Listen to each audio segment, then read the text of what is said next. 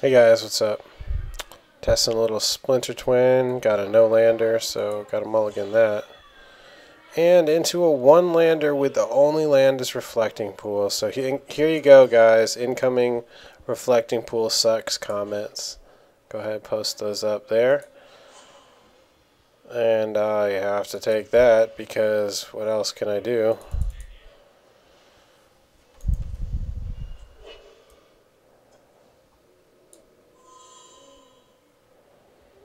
And it is the old Affinity. So this is probably not going to go well.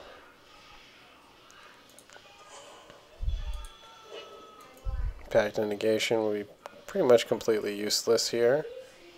Oops.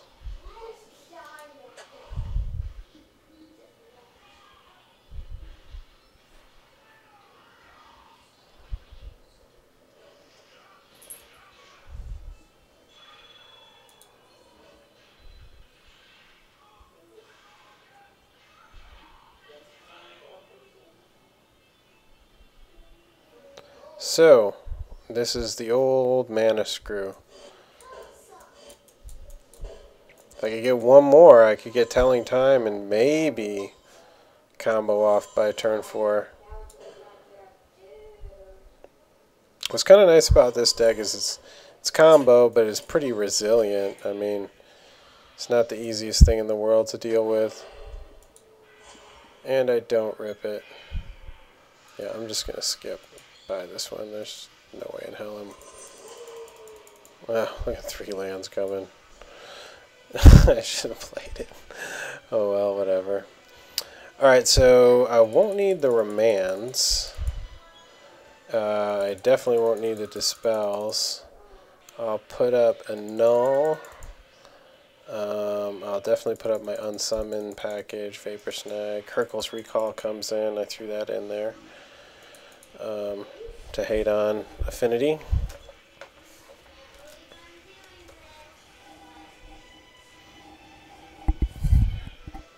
He probably would have comboed out anyway, or would have lethal damaged me before I could have gotten that. If it was a tourney, I would have played it, but yeah, go ahead and post your post up those trolls on how reflecting pool is terrible. I'll still use it. The odds of getting a hand where it's terrible are much less than the odds of getting a hand where it turns into a pure duel or better. A true duel. So I went from having worst hand possible to pretty much mint hand here. I got everything I need. He has no idea what I'm playing, by the way. So I got that going for me.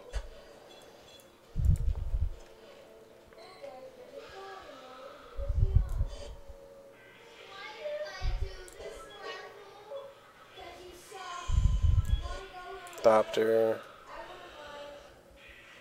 Okay. Put that down. Anything gets too scary, I can just Vapor Snag it.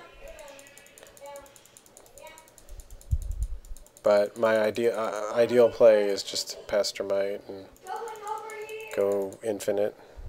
I got 4 lands. I've set up for a turn 4 go off here. Don't really see him doing too much to stop it. He's nowhere near having the kind of god hand he needs to kill me on turn 3, so yeah, I don't care about that. You know what, I will bounce it just because it'll slow him down a turn, and I'm going to play one of my critters next turn regardless, so I might as well just bounce it and slow him down. He's kind of got a stuffed up hand, so that's definitely not what you want in Affinity. Play the Reflecting Pool. At the end of his turn, out comes Pestermite, tapping whatever possible colored land he might have to work with, and then yeah, then I go infinite, and that's it. He can't kill me now. It's 100% lock. I'll just cast it now and laugh at him. Nah, I won't. I'll do it at the end of his turn, just to be smart. Play like a non-scrub.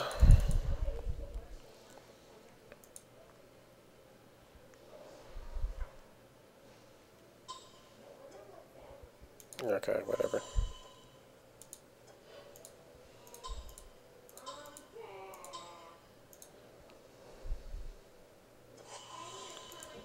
Alright, tap that down.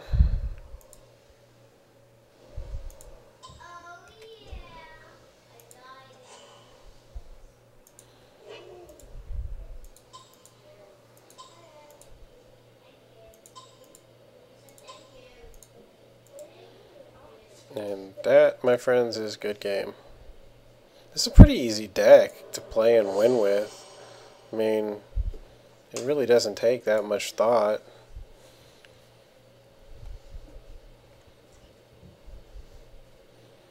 I'm curious. I have not had a chance to play against a pod, which is really strange because it's so common on MTGO. Okay, so barring getting totally land screwed here, I've got a turn 4 go off. I'll keep. I'm on the draw too, so he needs like a really min hand here.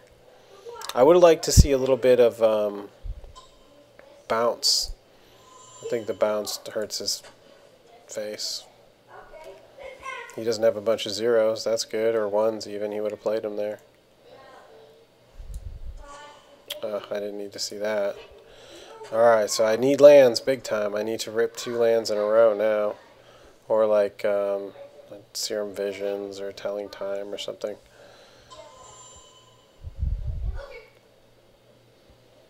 He's got the Glimmer Void. Not a huge fan of him having access to colored land or colored mana, but alright, so I ripped the land. Pretty much just need one more land rip in the next 2 turns, and I mean, it doesn't take much. It's like you cast 2 spells and win the game if they can't kill your dude, and you do it at the end of their turn, so they have to kill it within an instant.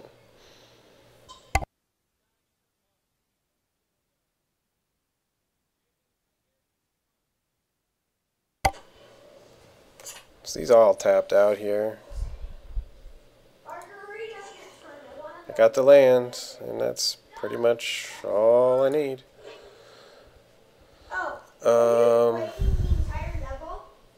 Okay. Whatevs. Like, so he has to go lethal here, and he's at 20. He's got 20 damage. So even if I play one of these bad boys and he removes it with a galvanic blast or some such, I still have plenty of turns. He's not even close to lethal on me.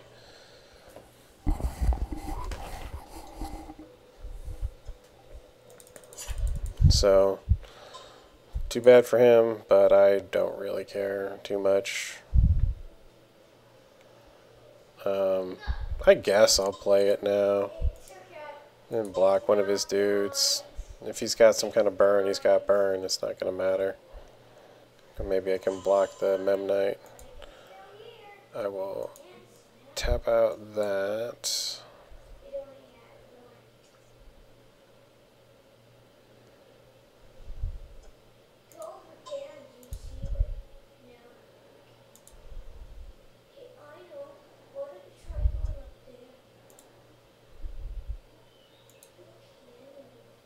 Okay, I'll block the Memnite for killing purposes. Like I said, if he's got a burn, it's going to be Galvanic or a Shrapnel Blast, and that will kill it whether it's got a couple damage on it or not. I got a Null now, but that's not really what I'm looking for. Just get a basic.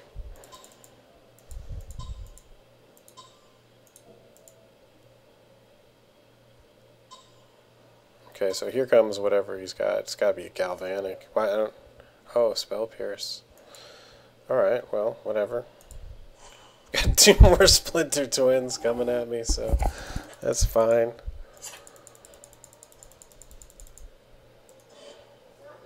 Right, he's basically a flyer.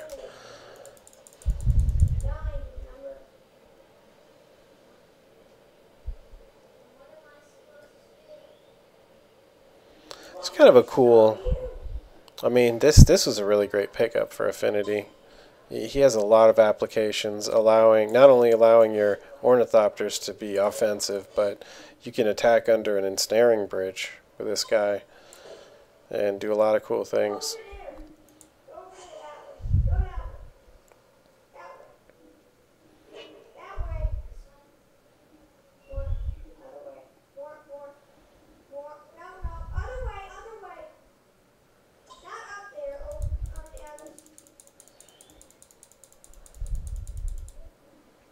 All right, well, that's not going to do much for him. Just got infect, so usually you'll see one or the other. I don't know. I've seen both, I guess. If he throws the cranial plating on those things, it gets scary pretty quick. I wouldn't hate a land here, a land rip. Okay, good. This way, what this gives me is, you know, if he does get a rip of plating or something, I can annul it. So let's just do our thing here, see what happens. Okay, so. Why didn't you try breaking the boulders? Break the boulders. I guess he's going to make me do the whole thing. Okay, no, he won't. So, there you go. Even after punting / not even playing the first match, they still win. I mean, I'm playing this deck only because I want to find weaknesses in it. But it's really solid, guys. I don't know what to tell you. You know, I would guess maybe some. What's good at disrupting it? I mean, it has hate cards for it. You know, the Spellskite can annoy it. Torpor Orb annoys. Stuff like that. But you know, there's ways to play around that. And if I find a ton of that hate coming at me, I got a lot of sideboard options for that kind of stuff. Ancient Grudge and, you know, other things. Most of the hate for this is artifact based. You know what would be good hate for this? The card that never sees play anymore is Sudden Shock. Let me put that up here real quick. This card never sees play anymore. It's uncounterable. It's an uncounterable shock. It has its place, I think. You know, kills the Delver, guaranteed. It kills that Deathrite Shaman, can't respond to it. It kills a bunch of little nasty annoyances, and you know, they're dead. They cannot respond to it. So. Yeah, that would be good here, but you know, that would be good for the Pastormite, but not so much the Deceiver Exarch. That's the other thing that makes this so resilient. You know, you've got two of your winners, your winning critters, and one of them is bolt proof, and the other one flies. But you know, so this is actually probably the superior one. There's some, you know, when you don't have the Splinter Twin in your hand, you know, he has a little bit better applications than the Deceiver Exarch, but you know, being able to fly and block flyers and things along those natures. But you know, it's bolt proof, so that not only do they have to deal with this thing before you cast Splinter Twin, they have to deal with it hard. So it's like almost like immune to red, because you know, Bolt and Lightning Helix are what you're going to see. You know, okay, you can get it with a Path to Exile or a black removal, but you know, it's tough. You know, and not only that, you got to get through. Yeah, I'm running 4 Pact of Negations. I don't know why you wouldn't want 4 of this card in there, because the whole deck is focused around going infinite. You know, so all of this stuff in here, these Vapor Snags, Dispels, Remands, I'm not trying to permanently, you know, shut them down. I'm just trying to set up my going infinite thing there. I've got 2 of these Cryptic Commands in there. They're pretty, you know, hard. I don't really get to cast them very often. There's only 2 because it used to be Kiki Jiki in there. I didn't need him, honestly. I just didn't need him. You know, I could even dump these Cryptics and put in something like counterflux or more one more vapor snag to make a more bounce type stuff, or there's some flexibility here, I think. But I think this list that I literally just threw together is actually pretty damn solid. I've lost like one match with it. A couple games I've lost, but never only one full match, I believe, out of like maybe six total in it. And like I said, I've literally just thrown it together. So yeah, I mean, yeah, some people might scoff at telling time. It's not a very popular card for whatever reasons. I like it. I think it's a good. If I'm going to do a filter like draw spell, I'm going to do, I want an instant so I can do it at the end of the turn. And my other criteria is I want 2 mana or less. So this fills that. It digs 3. It fills those roles. Now, it has some drawbacks to it, but I think the benefits outweigh the negatives, because you start looking at the thirst for knowledge and the ones that cost 3. It's too much. I want it cost 2 because at 4 mana I can cast it and still have enough for a remand, or I can remand earlier on their turn and still at the end of the turn I cast this. It's the cost of it that is the most attractive part of this spell. And if there was another spell, okay, I get think twice folks are using, but this is more of a filter. I want to look at 3 cards and get my combo piece or whatever, get my defense or counterspell. I'm gonna get something, or maybe I just need the land. Whatever it is, I need. Like I need all of this pretty much. So anyway, I'm done with my diatribe on this. Splinter Twin deck is great. I'm learning how to beat it by learning how to play it. So my journey continues. Thumbs up. Post your. Make sure you post those reflecting pool as noob. I run 2 of them. Not even just a singleton. I run 2 reflecting pools, like a total scrub noob. So you guys post your trolls on that. I don't care. I like this land. I think it's fantastic. Sure, it's a risk, but it's a minimal risk. And the times where it becomes just great are very, very like the majority. 95% of the time, it's fantastic. 5% of the time, it's dead. But, there's drawbacks to other things. There's drawbacks to these. There's drawbacks to these. So you see I don't have any filters because I just didn't own any red and blue filters. But there's drawbacks to the shocks. There's drawbacks to every other land. So in small quantities, the filters / reflecting pool is a great card to use. Consider it, guys. That's my pro tip of the day, or scrub tip of the day. And there you go. Later, guys.